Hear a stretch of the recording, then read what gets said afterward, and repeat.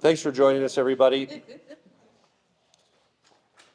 We're here today to talk about actions the state is taking to promote more testing and treatment for syphilis, which has increased dramatically over the last few years, 7 times, and it looks like it's doubling again this year, especially congenital syphilis. And the focus of these efforts is around pregnancy and testing and treatment during pregnancies. So Dr. Herlihy will talk about what syphilis is, who's at risk, but people should know that this is a treatable disease for adults. A course of penicillin generally does the trick. Some adults have very mild symptoms. There's a lack of diagnosis. Others who are symptomatic get treated with penicillin. But the real danger here is for newborns. And the fatality rate is significant for newborns who are born from a mother who has syphilis if it's untreated. Routinely, people are tested during their early pregnancy for syphilis, but what we want to offer to make sure that across the state, anyone who's pregnant can also get offered a syphilis test. It's a very simple, easy test, very low cost, and it's covered by insurance in nearly all cases, covered by Medicaid. We're going to talk about the different ways that that's done so that they can be treated prior to birth and reduce the likelihood of infant death, as well as long-term negative health impacts for the infant that can be very difficult, painful, and costly for a long time. We've seen a 7-fold increase in syphilis in the last 5 years. And again, the main risk is around birth and infants. Of course, it should be treated for people of all ages, and it's a very simple course of penicillin that does it. We have a comprehensive approach across our different state agencies. People are particularly at risk of syphilis in corrections and detention and homeless. And I want to thank Dr. Rachel Herlihy, who will be presenting about syphilis, Jill Ryan, the head of CDPHE, Dr. Randolph Maul from Department of Corrections, Jana Locke from Department of Public Safety, Michelle Barnes, Department of Human Services, Mike Conway, Division of Insurance, and Pete Walsh from Healthcare Public Financing. We're also joined by our Lieutenant Governor, Dianne Primavera, Dr. Michelle Barron, Sheriff David Lucero from Pueblo, and Allison George, the Director of Housing with DOLA, and Danette Smith with the Behavioral Health Authority. This disease is easily treated, but it can be very harmful and deadly for babies. And that's what we're sadly seeing across our state. And we hope to save many babies from death and from suffering and long-term health consequences through the simple way of doing more testing for people who are pregnant and getting them on penicillin. This is also especially important for people who don't have access to routine prenatal care. So that's why, again, focus on homeless and others who might not have the regular neonatal visits is going to be a critical part of this response. And we believe that this comprehensive response will help turn the corner and hopefully start sending the trends the other way, save the lives of many babies and prevent lifelong health consequences from babies that make it through but have severe issues throughout their lives because of something that could have been prevented had penicillin simply been administered during the pregnancy. So with that, I'll turn it over to Dr. Rachel Herlihy to give a update on what syphilis is, what it causes, where it is in our state, and then we'll get to our statewide response. Dr. Herlihy. Thank you, Governor, and thank you to all of you for being here today. My name is Rachel Herlihy. I'm the State Epidemiologist and Deputy Chief Medical Officer at the Colorado Department of Public Health and Environment. This afternoon, I want to provide you all with a brief overview of what syphilis and congenital syphilis are as infections. I'll talk a little bit about the importance of treating an individual that is pregnant to ensure that congenital syphilis infections do not occur, and then talk a little bit about our data and talk about the trends that we've seen and really the need for public health action when it comes to congenital syphilis. So talk a little bit about syphilis and congenital syphilis. So Colorado is not alone. We have seen increases in syphilis and congenital syphilis across the country. And I want to define for you what these infections are. So syphilis is a sexually transmitted infection. Individuals with syphilis don't always show signs or symptoms, meaning that someone who is infected with syphilis can spread the infection to someone else without knowing it. When syphilis is untreated, it can be serious or even deadly, especially infections that extend on for a period of time. It can result in a variety of complications to the heart, to blood vessels, to the brain. It can cause seizures. It can cause meningitis type symptoms. It can cause dementia. It can cause hearing loss. It can cause blindness. But the good news about syphilis is that it's highly curable with antibiotics and with common antibiotics. In fact, the antibiotic that we use most commonly to treat syphilis is a penicillin antibiotic. And congenital syphilis then is when untreated syphilis is passed in utero to a fetus. And that can lead to pregnancy loss, preterm delivery, infant death, and permanent medical conditions in babies. In fact, about 40% of the time when an infection is untreated, we see that an infant either goes on to be stillborn or we see loss of that infant in the first few months of life. We see serious complications that occur in infants that are in fact infected with syphilis, including things like loss of hearing, blindness. We see developmental delays, we see bone deformities, we see teeth deformities, a number of these complications, and many of them don't develop until later in life. So as I mentioned, across the country we are seeing increases in syphilis, including here in Colorado. From 2018 to 2023, we've seen cases of syphilis more than triple here in the state. Looking specifically at congenital syphilis infections, we've seen that increase mirrored, but actually seen an increase of more than 7 times when it comes to congenital syphilis cases. In 2024, we have already seen 25 cases of congenital syphilis, including 5 stillbirths and 2 neonatal deaths. This slide shows you some of the data that we are tracking when it comes to syphilis and congenital syphilis. The left side of this slide shows you a panel showing the overall number of syphilis cases that have occurred in Colorado since 2003. And then on the right side, you can see the number of congenital syphilis cases that have occurred in the state. So you can see that really rapid rise in cases over time, including more than 3,000 cases in 2023. On the right side, you see our congenital syphilis cases, and you can see that in 2023, we had 50 cases. As I mentioned, we've already had 25 cases this year, putting us on track to perhaps have more than 100 cases in 2024 by the end of the year. You can see if you look back about a decade, we did not see congenital syphilis cases in Colorado. They were rare or sentinel events occurring. So many years where we saw 0 cases. Next slide, please. As I mentioned, the good news here is that syphilis is curable and treatment will save lives. When caught early through testing, syphilis can be cured with antibiotics like penicillin. Congenital syphilis occurs in about 70 to 100% of babies that are born to someone who isn't treated during their pregnancy, but only 1 to 2% of babies who are born to a parent who received treatment. Resources, testing, and treatment are available here in Colorado at low or no cost. And with that, I'll hand it over to Director Ryan. Thank you. Good afternoon. Thanks for coming. My name is Jill Hunsaker Ryan. I'm the Executive Director of the Colorado Department of Public Health and Environment. So, as Dr. Herlihy talked about, we're seeing an alarming rise in the syphilis rates, considered to be rare just a few years ago. And really, if there are 2 statistics to explain why we're here today, it's these. First, according to the Centers for Disease Control and Prevention, approximately 40% of babies with untreated congenital syphilis may be stillborn or die from an infection. Second, there have been 5 stillbirths and 2 neonatal deaths in Colorado this year as a result of congenital syphilis, and it's only the middle of April. The Colorado Department of Public Health and Environment is launching an all-out infection control effort aimed at reducing syphilis more broadly in the general population, as well as among those who are pregnant. Finding cases and getting people treated early in the disease process is our goal.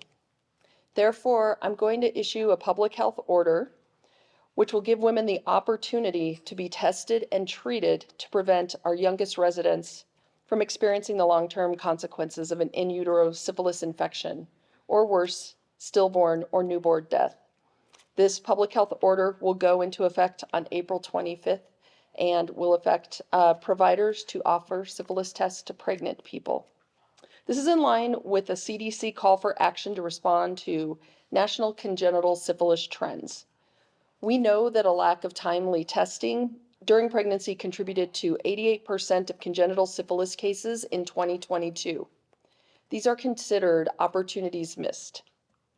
The public health order calls for increased testing throughout pregnancy. This means testing in the first trimester and at the time of birth. There's also required testing if someone who is pregnant goes to an urgent care center or an emergency room without having had prenatal care, or in the event of a miscarriage after 20 weeks gestation or stillbirth. Again, these pregnant people have to be offered the test. They do not have to take it.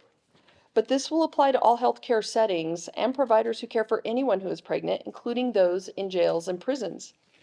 As part of our work to reduce congenital syphilis, we've already been collaborating with the Pueblo County Jail and Pueblo County Public Health Agency to bring testing and treatment to anyone who is pregnant in a county jail setting. Together, we've made great strides, which have allowed us to expand this pilot project into other counties. This public health order will ensure that the same level of service is happening across the state. And today with us, we have Sheriff David J. Lucero, and he's here to talk about the success of the program in Pueblo.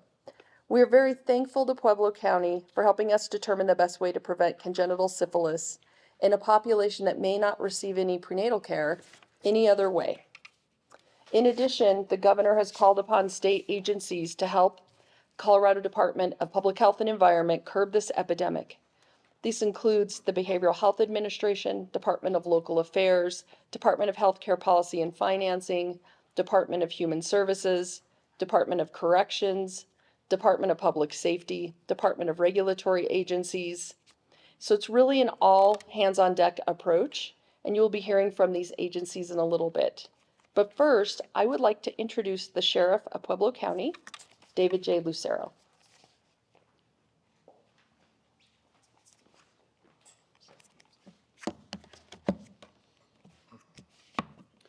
Thank you for that introduction. Appreciate that. Thank you all for being here this afternoon. Good afternoon. The Pueblo County Sheriff's Office, in partnership with the Pueblo Department of Public Health and Environment, was honored to be chosen for a CDPHE pilot program beginning in 2021, which focuses on the prevention of congenital syphilis. Our testing is not just for those who are pregnant, but for all who could become pregnant. And this testing is offered on a voluntary basis. So far, our program in Pueblo County has screened 634 people who were incarcerated, and of those, 182, or 26.7%, were positive for syphilis. Of the 634 people screened, 27 were pregnant, and 7 of those were positive for syphilis. Treatment was completed on 70% of that population. I should also note that should a positive person be released from custody prior to treatment, our local health department works to locate them to ensure that they complete the treatment. Without our program, these patients who had received no prenatal care would never have been tested and connected to the treatment. Without access to the testing, these patients likely would not have been diagnosed with syphilis at delivery, and their babies would have been born with congenital syphilis. Without a doubt, this program saved lives. Because of the success of our program, El Paso and Jefferson counties also now have similar screening programs. So today, I'm glad to see this action being taken at the state level to keep people across the state safe and healthy, regardless of their life circumstances. Thank you.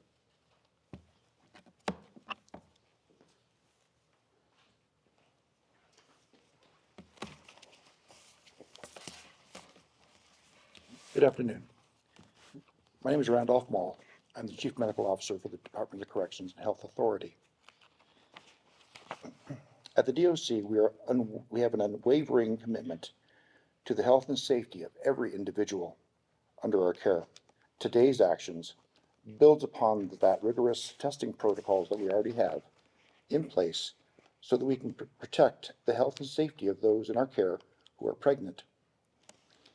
We embrace the opportunity to save lives with expanded testing.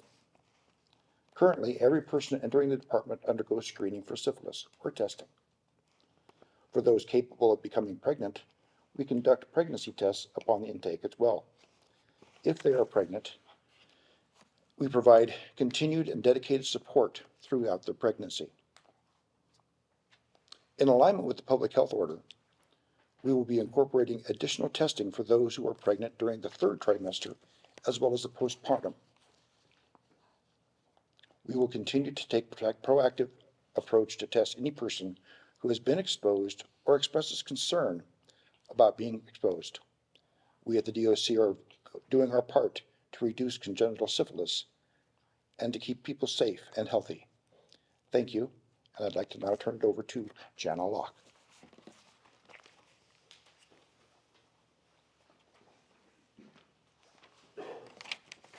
Good afternoon. My name is Jana Locke, and I'm the Deputy Executive Director of the Colorado Department of Public Safety. At CDPS, we are doing our part to ensure that people who come through county jails are tested. To do this, we're working with sheriffs to support testing programs, much like the successful pilot program in place at the Pueblo County Sheriff's Office. CDPS is also supporting this statewide action by working closely with CDPHE, using our existing emergency management structures to support interagency collaboration, and developing communication materials for law enforcement to raise awareness. Good afternoon. My name is Michael Conway, and I'm the Insurance Commissioner for the state of Colorado. I want to thank the Governor and the Department of Public Health and Environment for prioritizing Coloradans at risk for syphilis. This order will undoubtedly save lives, and thanks to the Affordable Care Act, testing for syphilis is covered without copays for the vast majority of Coloradans. That means we are able to provide this life-saving testing at no cost at no copays for Coloradans. If you have questions about your coverage, please reach out to the Division of Insurance by visiting doi.colorado.gov, and we'd be happy to assist you. Today's action is one of the many ways we are working to make critical healthcare services affordable and accessible to all. And with that, I will turn it over to Michelle Barnes. Thank you, and hello, everyone. I'm Michelle Barnes, and I'm the Executive Director of the Colorado Department of Human Services. Through testing, education, and support, we can help people stay safe and healthy, and that's what we're doing as part of Human Services. We're doing this in 3 ways. 1, we're ensuring that all healthcare providers at our state hospitals, youth detention and commitment facilities, and other facilities that support vulnerable populations, as well as working with all of our county and health partners, ensure that they have the most up-to-date information and testing availability. Secondly, we're working with our human services partnerships and programs in communities across the entire state to ensure that they have the information they need to educate their communities. And third, we're also working closely with DOLA and the counties to share information through our homelessness initiatives.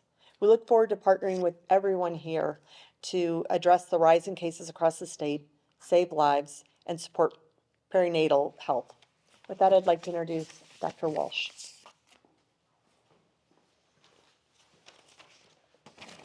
Good afternoon. I'm Dr. Pete Walsh. I'm the Chief Medical Officer for the Department of Healthcare Policy and Financing, also known as HCPF. Our department administers Health First Colorado, Colorado's Medicaid program. And we're 100% focused on improving access, quality, and the equity of medical care our members receive. Health First Colorado covers 1 in 4 Coloradans and over 40% of births, as well as 40% of children in the state. Syphilis, as well as congenital syphilis, has had a profound impact on Medicaid members. The actions being announced today will help keep people safe and healthy and improve the quality of care they receive. The syphilis testing directed in this order is covered for Coloradans with Medicaid through Health First Colorado. Coloradans without health insurance who believe they may qualify for Medicaid should apply for Health First Colorado coverage. They can go to healthfirstcolorado.com to receive instructions on how to apply. Thank you. Yes, ma'am. Hello, my name is Dr. Michelle Barron. I am the Senior Medical Director for Infection Prevention and Control at UCHealth. As others have already described, syphilis is the great masquerader. It can present in so many different ways that sometimes the diagnosis is not considered until later in the course, or individuals are asymptomatic, and so testing is never offered, and obviously treatment is never offered as well.